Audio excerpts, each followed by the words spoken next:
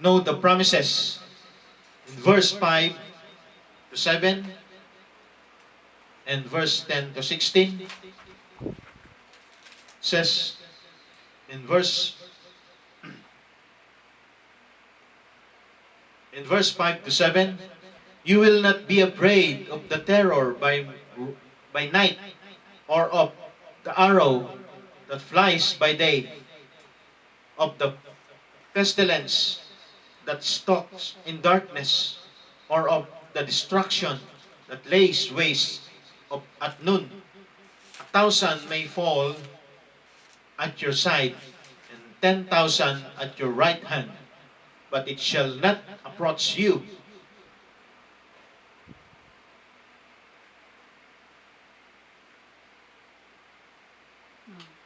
So, from verse 5 to 7, and it repeated in verse 10 to 16. From verse 5 to 7, and it repeated from verse 10 to 16, says, no evil will befall you, nor will any plague come near you tent, for he will give his angels charge concerning you, to guard you in all your ways. They will bear you up in their hands, that you do not strike your foot against a stone. You will tread upon the lion and cobra, the young lion and the serpent you will trample down, because he has loved me. Therefore I will deliver him. I will set him securely on high, because he has known my name. He will call upon me, and I will answer him. I will be with him in trouble. I will rescue him and honor him. With a long life, I will satisfy him and let him see my salvation. The Lord is going to rescue us. The Lord is going to save us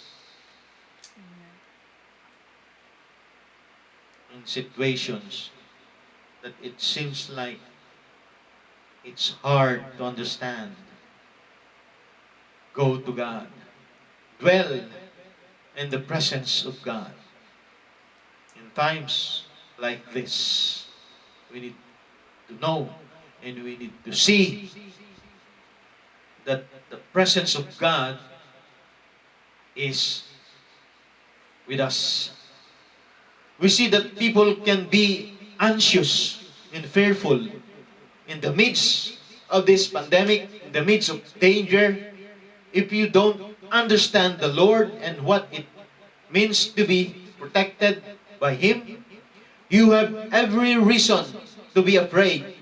But the firm promise to those who satisfy the premise given is that they will not be afraid. If we are on the premises of God, if we are on the shadow of His wings, we will not be afraid from any plagues, any pestilence, any danger. Our security is in God's hand. We will not be afraid for this kind of situation of the world that is happening now, because our security is in God's hand. Sicknesses, threats, and even death could happen. But we can rest assured that God is still in control. God is still in control of what is happening and what is going to happen in this lifetime that the world is experiencing right now. The Lord still in control. He is in control of everything. God will protect you. God will protect us, each and every one.